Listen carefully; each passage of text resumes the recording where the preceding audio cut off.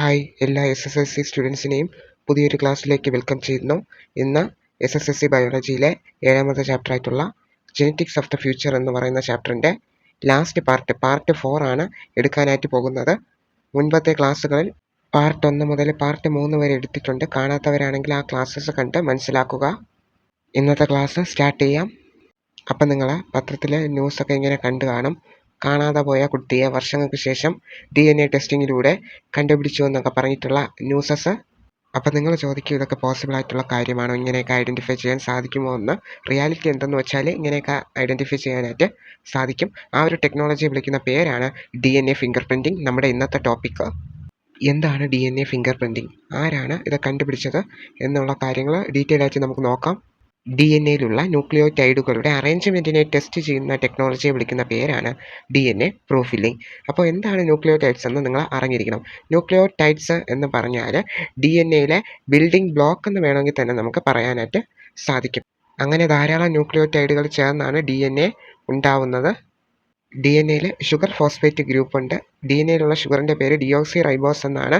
പിന്നെ base pairs അല്ലെങ്കിൽ nitrogen bases എന്ന് പറയും. DNAയിലുള്ള നൈട്രജൻ ബേസസ് ഏതൊക്കെയാണെന്ന് ചോദിച്ചാൽ adenine, thymine, guanine and cytosine. DNA finger പ്രിൻറ്റിങ്ങിൻ്റെ അമരക്കാരൻ എന്നറിയപ്പെടുന്ന ആളാണ് അലക് ജെഫ്രൈസ് എന്ന് പറയുന്ന സയൻറ്റിസ്റ്റ്. അദ്ദേഹം ധാരാളം എക്സ്പെരിമെൻറ്റ്സ് ഒക്കെ കണ്ടക്ട് ചെയ്തിട്ടുണ്ടായിരുന്നു.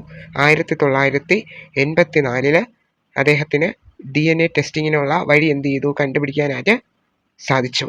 സോ അതുകൊണ്ട് തന്നെ ഈ ടെക്നോളജിയെ വിളിക്കുന്ന പേരാണ് DNA ഫിംഗർ പ്രിൻറ്റിംഗ് എന്ന് പറയുന്നത്. സോ അലക് ജെഫ്രൈസ് ആണ് DNA ഫിംഗർ പ്രിൻറ്റിംഗ് 1984 കണ്ടുപിടിച്ചത്. അടുത്ത ബന്ധുക്കളിലുള്ള DNAയിലെ ന്യൂക്ലിയോടൈഡ്സിൻ്റെ അറേഞ്ച്മെൻറ്റ്സിന് എന്താണ് സിമിലാരിറ്റീസ് ഒക്കെ ഉണ്ടെന്നാണ് അദ്ദേഹത്തിന് കണ്ടുപിടിക്കാനായിട്ട് സാധിച്ചത്. അതുകൊണ്ട് തന്നെ DNA finger printing hereditary characters, അതായത് പാരമ്പര്യമായിട്ട് കിട്ടിയ ആ ഒരു ക്യാരക്ടേഴ്സ് ഒക്കെ കണ്ടുപിടിക്കുന്നതിൽ ഹെൽപ്ഫുള്ളാണ്. അതല്ലാതെ എന്തെങ്കിലും കാരണവശാൽ എന്തെങ്കിലും തർക്കങ്ങളോ അല്ലെങ്കിൽ പ്രശ്നങ്ങളോ ഉണ്ടാവുന്ന സാഹചര്യത്തിൽ യഥാർത്ഥ പാരൻസിനെ ഐഡൻറ്റിഫൈ ചെയ്യാനും നാച്ചുറൽ കലാമിറ്റീസിലോ വാറിലോ പെട്ട് കാണാതായി കുറേ കാലത്തിന് ശേഷം ആ ഒരു വ്യക്തിയെ ഐഡൻറ്റിഫൈ ചെയ്യാനും ഈ ഒരു DNA ഫിംഗർ പ്രിൻറ്റിംഗ് വഴി സാധ്യമാണ്. നിങ്ങളെല്ലാവരും ക്രൈം അല്ലെങ്കിൽ ത്രില്ലർ അല്ലെങ്കിൽ CBI റിലേറ്റഡ് ആയിട്ടുള്ള മൂവീസൊക്കെ കണ്ടിട്ടുണ്ടാവും. എക്സാമ്പിളായിട്ട് പറഞ്ഞു കഴിഞ്ഞാൽ ഫോറൻസിക് സിനിമ, അതിൽ എന്താണ് DNA എടുക്കുന്നതും DNA മാച്ചിങ് ആണോ എന്ന് നോക്കുന്നതും ഒക്കെ കാണിക്കുന്നുണ്ട്. ഒരു കൊലപാതകം അല്ലെങ്കിൽ ഒരു പിടിച്ചുപറി, മോഷണം തുടങ്ങിയവ ഉണ്ടാവുമ്പോൾ പോലീസ് ക്രൈം സീനിലെത്തി നിരീക്ഷിക്കും. അല്ലെങ്കിൽ ഫോറൻസിക്കിൽ നിന്ന് ആൾ വന്ന് ഇത് നിരീക്ഷിക്കും. ക്രൈം സീൻ നിരീക്ഷിച്ച് എന്തെങ്കിലും എവിഡൻസ് കിട്ടുകയാണെങ്കിൽ തലമുടി, നഖം, പിന്നെ രക്തത്തിൻ്റെ കറകൾ, വേറെ വല്ല ബോഡി ഫ്ലൂയിഡ്സോ ഫിംഗർ പ്രിൻറ്റ്സോ അങ്ങനെയുള്ള കാര്യങ്ങളൊക്കെ കിട്ടുകയാണെങ്കിൽ ഫോറൻസിക് ടെസ്റ്റിന് വേണ്ടി അയക്കാറുണ്ട്. ഈ ക്രൈം സീനിൽ അല്ലെങ്കിൽ എന്തെങ്കിലും മോഷണമോ പിടിച്ചുപറിയോ നടക്കുന്ന ആ ഒരു സാഹചര്യത്തിൽ സ്കിന്നിൻ്റെയോ അല്ലെങ്കിൽ മുടിയുടെയോ അല്ലെങ്കിൽ നഖത്തിൻ്റെയോ അല്ലെങ്കിൽ രക്തത്തിൻ്റെയോ അല്ലെങ്കിൽ വേറെ ഏതെങ്കിലും ബോഡി ഫ്ലൂയിഡ്സ്, ഇതിലെല്ലാം തന്നെ നമ്മുടെ DNA ഉണ്ട്.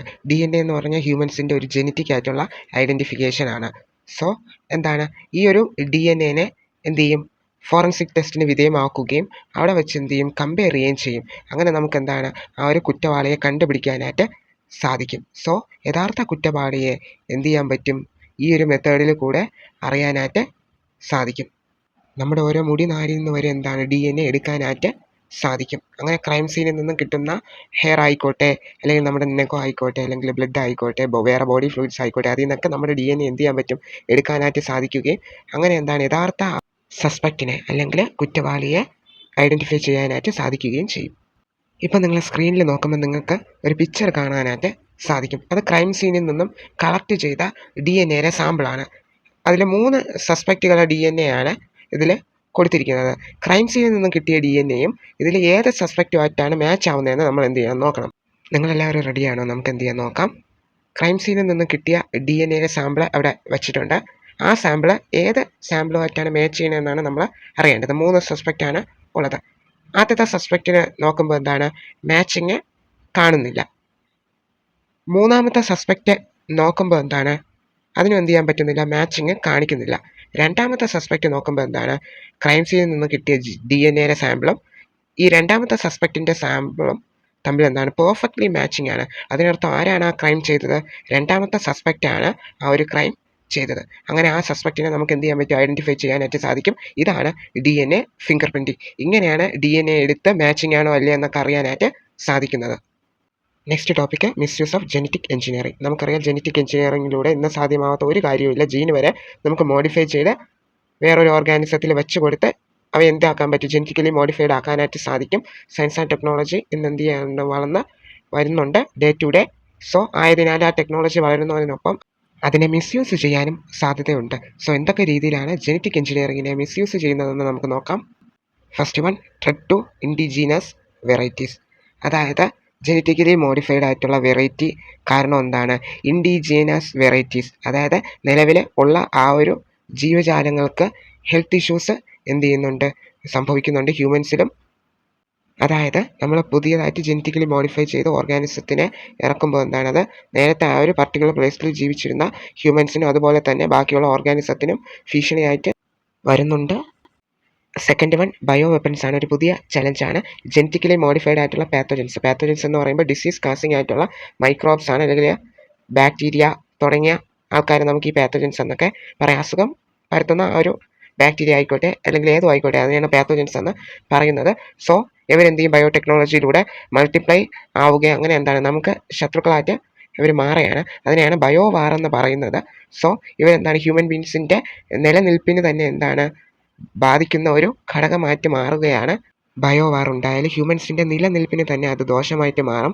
എക്സാമ്പിളായിട്ട് ഒരു പാൻഡമിക്കിൻ്റെ പേര് പറയുകയാണെങ്കിൽ കൊറോണ വൈറസ്, പിന്നെ നിപ, ഇതൊക്കെ വന്നപ്പോൾ ഹ്യൂമൻസിന് ധാരാളമായിട്ട് എക്സിസ്റ്റ് ചെയ്യാനായിട്ട് സാധിച്ചിരുന്നില്ല. ധാരാളം പ്രശ്നങ്ങളാണ് ഹ്യൂമൻസ് അനുഭവിച്ചത്.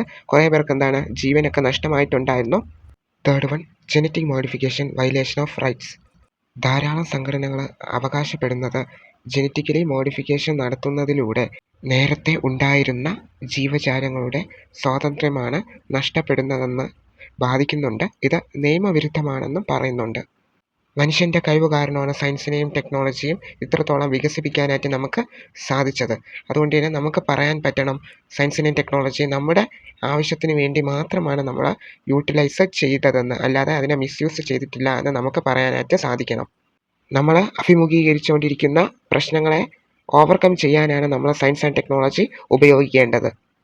നമ്മുടെ ചാപ്റ്റർ കംപ്ലീറ്റ് ആയിട്ടുണ്ട്. ജെനറ്റിക്സ് ഓഫ് ദ ഫ്യൂച്ചർ എന്ന് പറയുന്ന SSLC ബയോളജിയിലെ 7ാമത്തെ ചാപ്റ്റർ പാർട്ട് 4 ഇവിടെ കംപ്ലീറ്റ് ആയിട്ടുണ്ട്. പാർട്ട് 4 കംപ്ലീറ്റ് ആവുന്നതിനോടൊപ്പം തന്നെ ഈ ചാപ്റ്ററും ഇവിടെ കംപ്ലീറ്റ് ആയിട്ടുണ്ട്.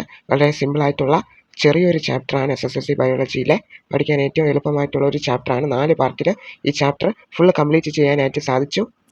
എല്ലാവർക്കും ഈ ക്ലാസ്സിൽ പറഞ്ഞ കാര്യങ്ങൾ മനസ്സിലായെന്ന് വിശ്വസിക്കുന്നു. ഡൗട്ട്സ് ഉണ്ടെങ്കിൽ കമൻറ്റ് ചെയ്ത് ചോദിക്കാവുന്നതാണ്.